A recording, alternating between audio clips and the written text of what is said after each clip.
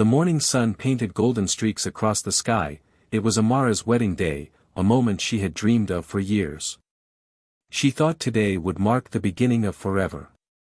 But she had no idea, her world was about to shatter.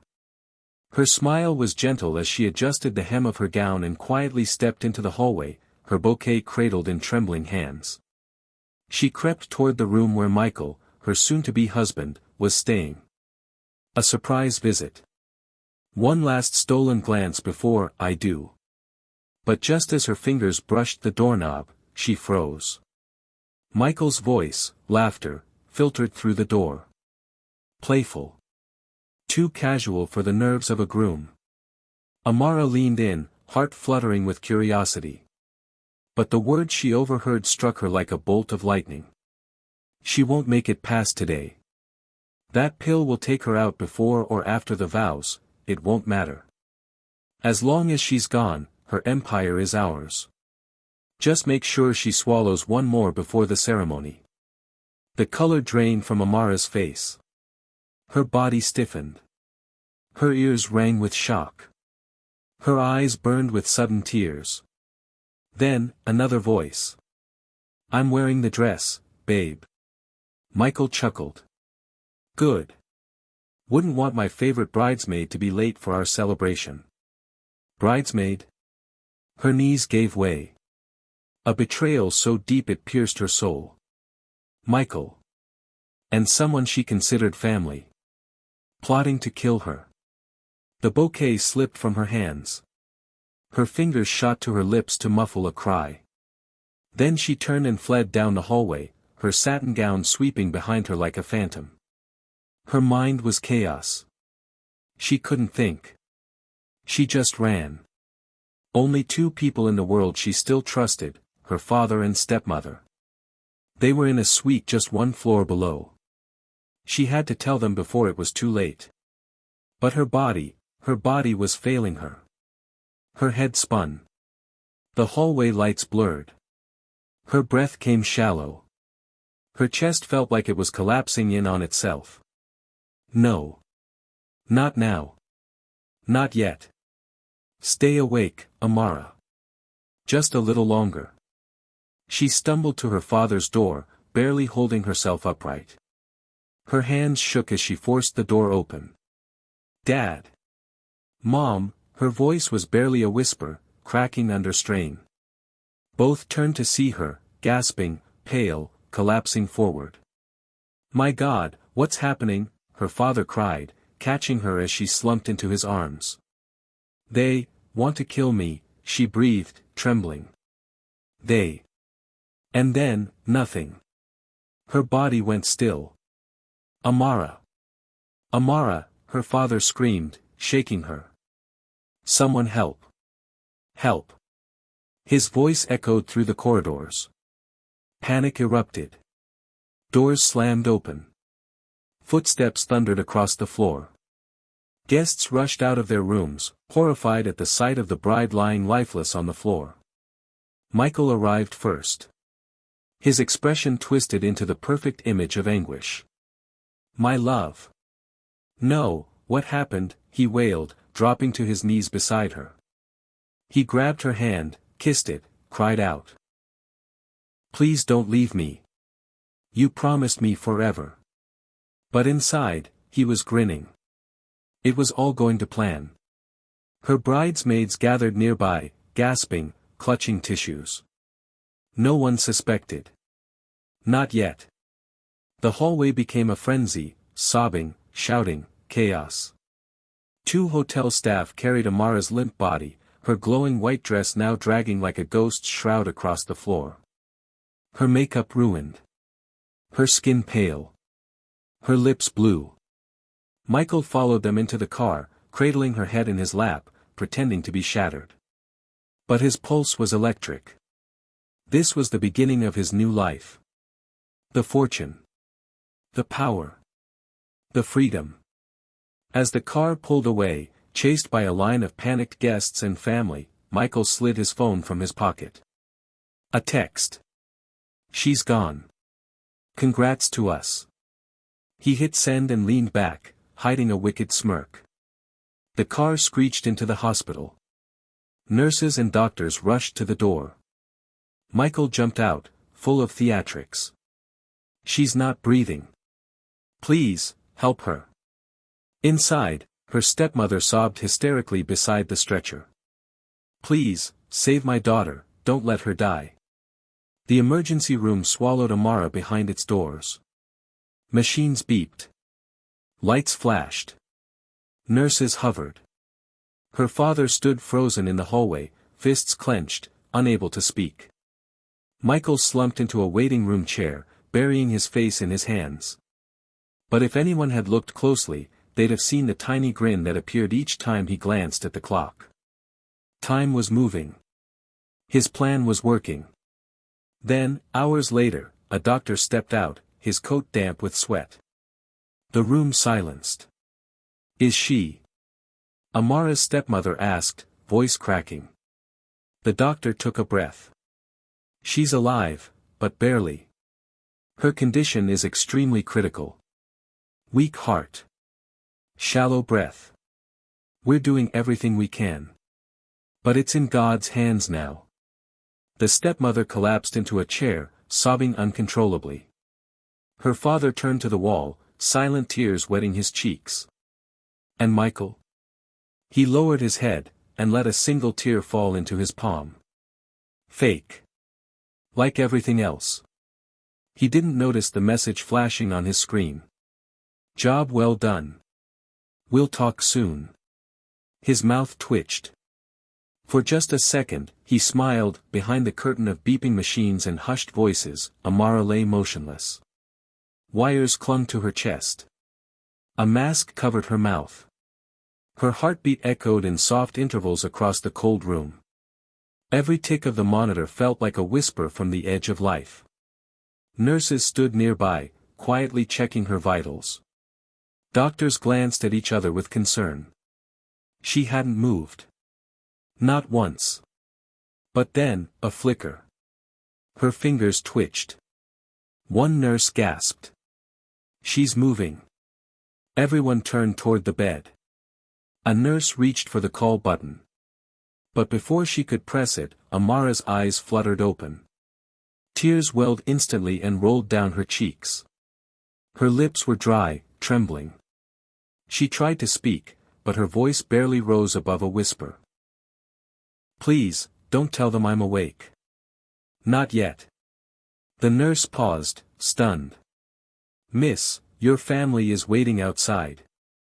"I know," Amara interrupted weakly, her eyes begging. "But I need you to promise me. Please. Say nothing." The nurse hesitated, then nodded slowly. She saw it in Amara's eyes. This wasn't fear. It was survival. "I won't say a word," she whispered back. The next morning, Amara requested a private meeting with Dr. Allen, her longtime personal doctor. A kind man with silver hair and gentle eyes, he had treated her for years. When he entered the room, everyone else stepped out, leaving them alone. He pulled a chair close. "Talk to me." Amara sat up with great effort. Her voice was low, but laced with steel. "Someone's trying to kill me." Dr. Allen's brow furrowed. "I overheard Michael. He's been giving me pills, something's in them. He said I'd be gone before or after the ceremony, and he didn't care which. He wants my money. My properties. And he's not working alone." She looked down at her trembling hands. "I think one of my bridesmaids is involved." Dr. Allen leaned back, stunned. "You're saying this was planned? A murder plot?" She nodded, eyes hard. "I need to know who else is part of this. I need proof. I can't accuse anyone without it." Then came the idea. A wild one. A terrifying one. She would fake her death. Only then would the truth emerge. Only then would the snakes show their fangs. Dr. Allen blinked. "You want to what?" "I need to disappear, doctor. Just long enough to see who comes for my crown. Who smiles when they think I'm gone. There was a long pause. Then he stood and walked to a cabinet, pulling out a small vial filled with clear liquid.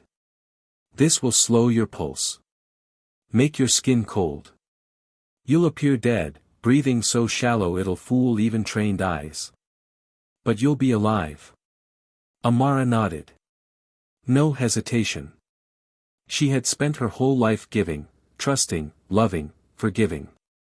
And in return, they had plotted her downfall. Her husband.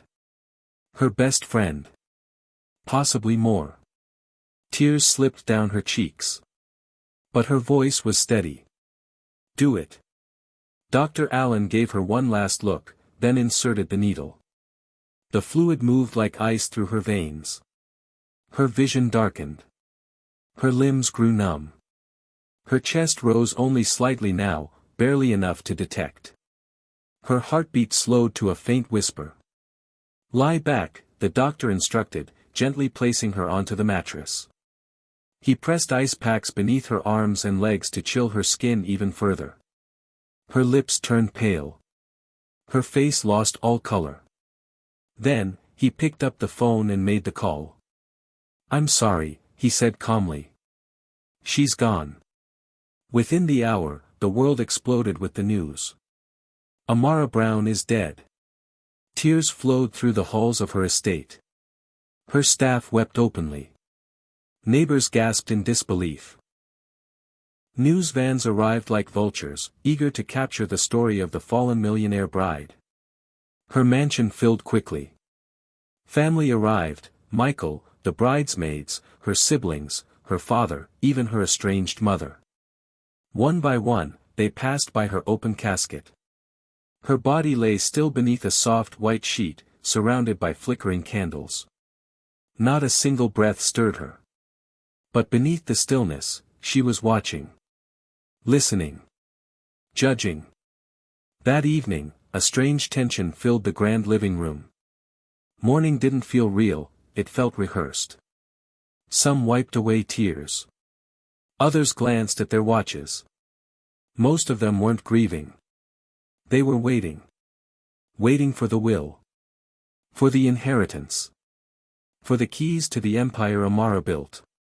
Then the family lawyer entered, clearing his throat. Per Mrs. Amara's final instructions, he announced, the will shall not be read until the 10th day following her death. Burial on the 12th. Until then, each of you must mourn alone, one person per day. Whispers filled the room. What kind of nonsense is this? Someone muttered.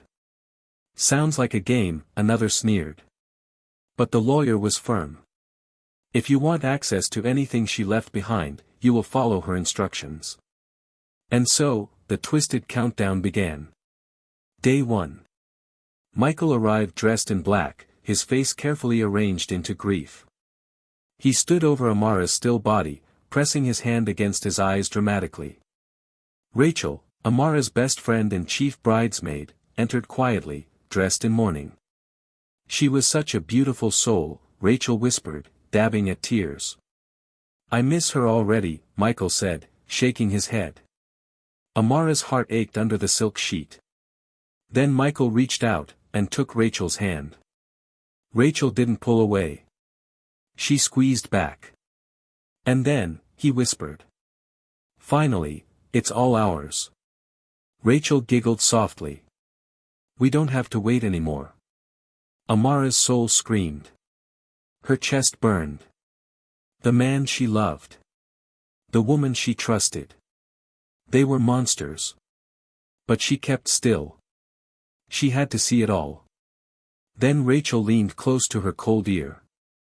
The pills worked perfectly, she whispered with a smile.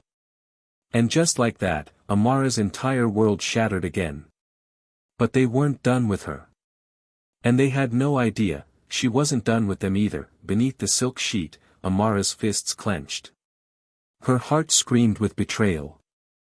Michael, the man who once held her face and promised forever, was whispering sweet nothings to Rachel. Her best friend. The girl who stood by her during sleepless nights, who knew her secrets, who helped choose the flowers and guest list. All of it was a lie.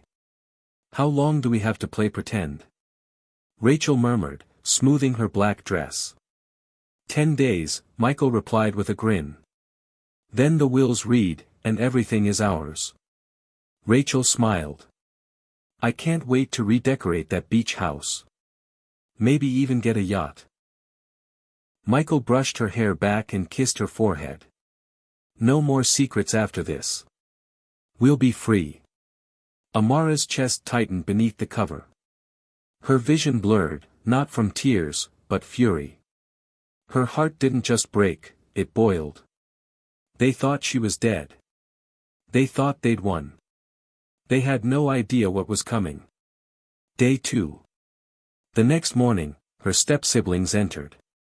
Chris and Tina Brown. Spoiled. Entitled. Raised with silver spoons polished by Amara's sacrifices. She had paid Chris's debts. Funded Tina's fashion brand. Given them everything. And now. Chris strutted into the morning room first, rubbing his hands together. I'm calling dibs on her convertible, he said casually. Tina rolled her eyes. You and cars. I want the beach house. Chris laughed. The one you only used for Instagram parties? Exactly, Tina smirked. What's the point of luxury if you can't flex it? Amara wanted to scream. These weren't siblings. They were scavengers. She had believed their hugs. Believed the birthday gifts and late-night calls were genuine. She thought giving them everything meant they loved her. But to them, she was just a vault. I honestly don't get why people liked her, Chris said. She was so intense. She was boring, Tina added. No personality. Always about work and money. They burst into laughter. Mocking her. Laughing at the woman who gave them everything. Amara's chest ached. She felt like a ghost trapped in a nightmare. If Michael and Rachel were snakes, then Chris and Tina were vultures, circling her corpse, ready to tear apart what remained. And yet, more pain awaited. Day 3. Her father arrived. Robert Brown, the man she used to admire, stepped into the quiet room with her stepmother by his side. His face was pale.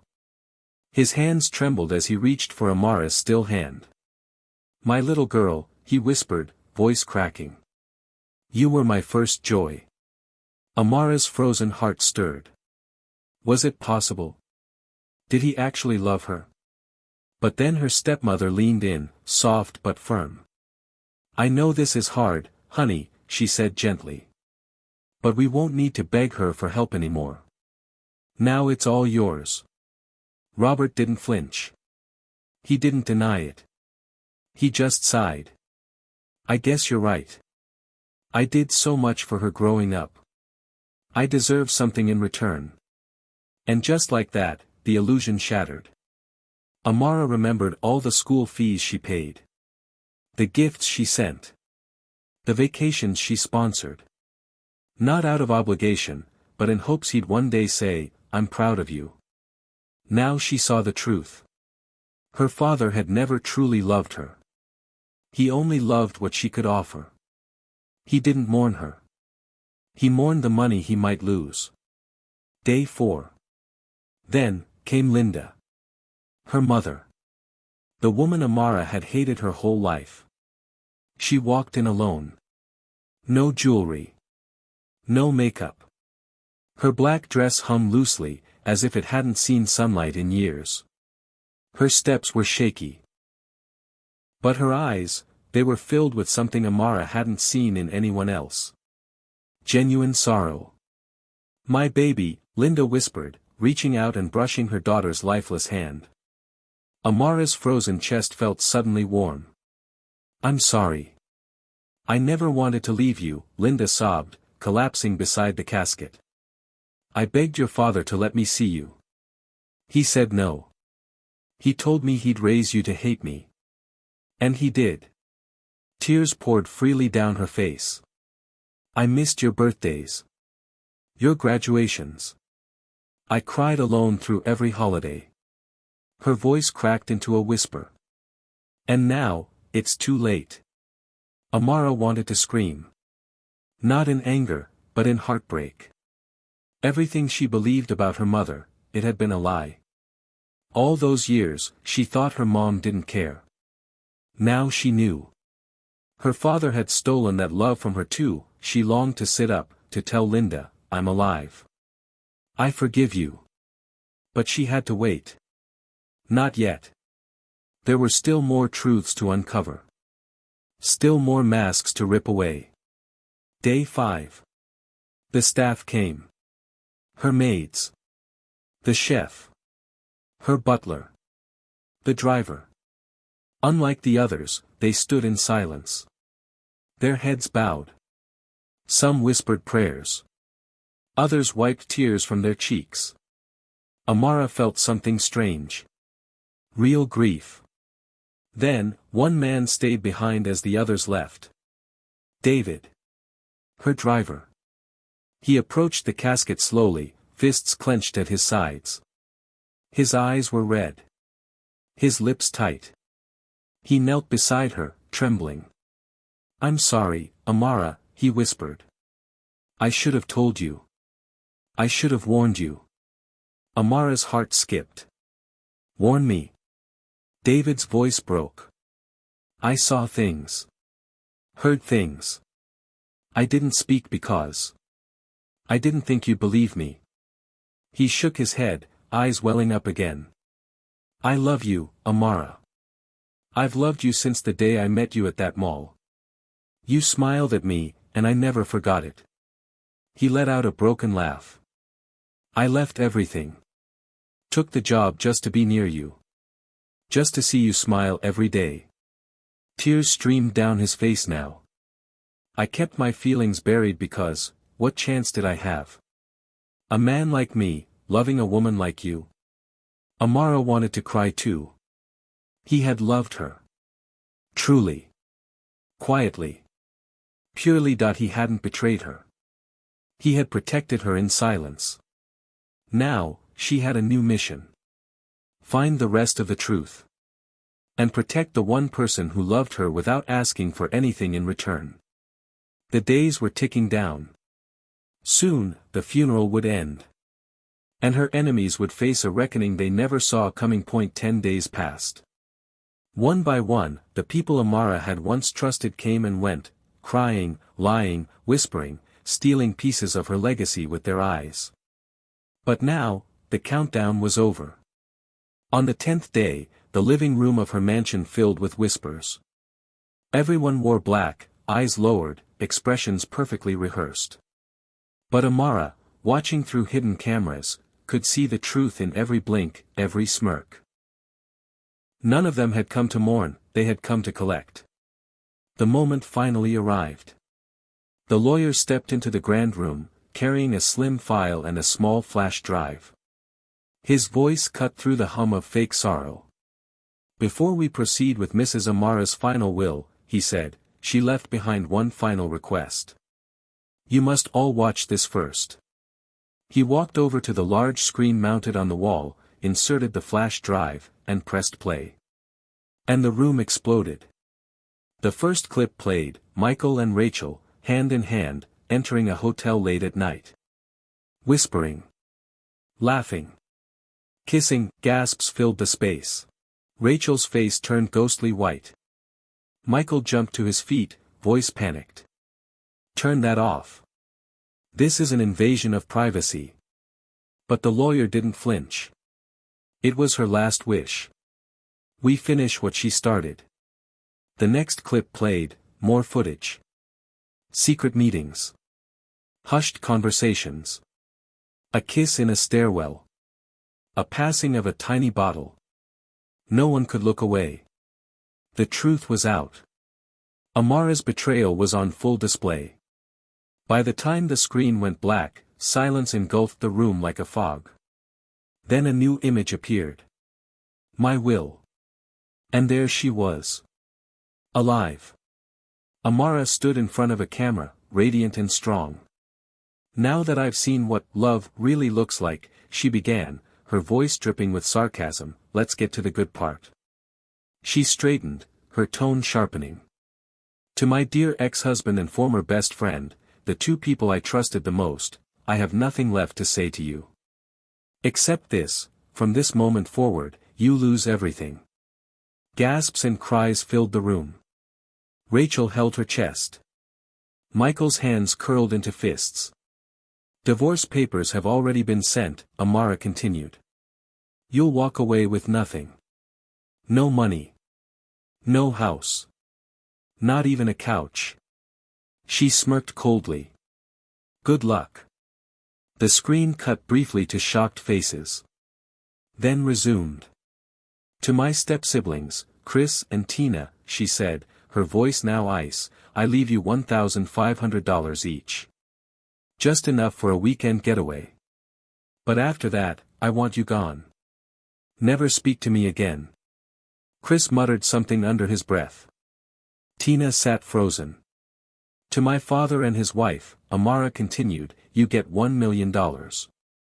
Not because I love you, but so that the bitterness I carry doesn't poison your children's future. After this, we are strangers. Robert looked crushed. His wife stared at the screen, stunned. Then Amara's voice softened. To my mother, Linda. I'm sorry.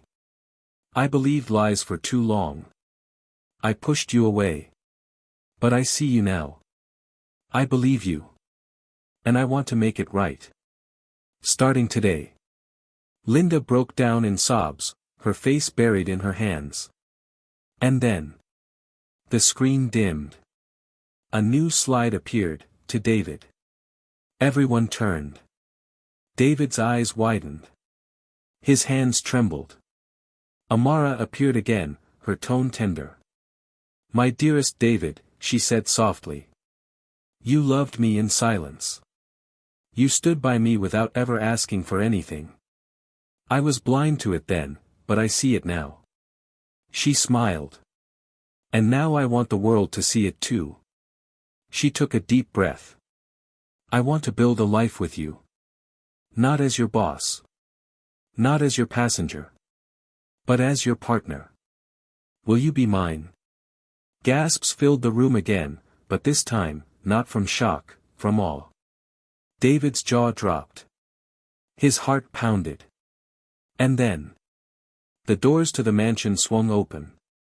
And there she stood. Alive. Glowing. Victorious. Amara stepped into the room, radiant as the day she first fell in love. Her enemies turned white. Some clutched their pearls. Others backed away in disbelief. She was real. She was alive. And she had returned with thunder. David didn't wait. He stood, eyes locked on hers, and rushed forward. He took her into his arms. Held her. Kissed her forehead like she was made of stars. Her mother joined them, sobbing, holding her daughter for the first time in years. The rest of the room? Silent. Broken. Terrified. Their secrets were out. Their smiles gone. Their futures shattered. But it wasn't over. Not yet. A sudden knock boomed at the front doors. Before anyone could react, they burst open.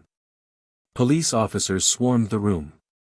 A lead detective stepped forward, voice loud and clear. Michael Brown. Rachel Owens. You are both under arrest for attempted murder of Mrs. Amara Brown. Chaos. Screams. Michael's eyes darted wildly, searching for escape. Rachel's legs buckled beneath her. This is a mistake. Michael shouted. She's alive. You can't arrest me for murder. Intent is enough, the officer said firmly. You planned her death. You tried to poison her. We have the recordings. The evidence. The confession.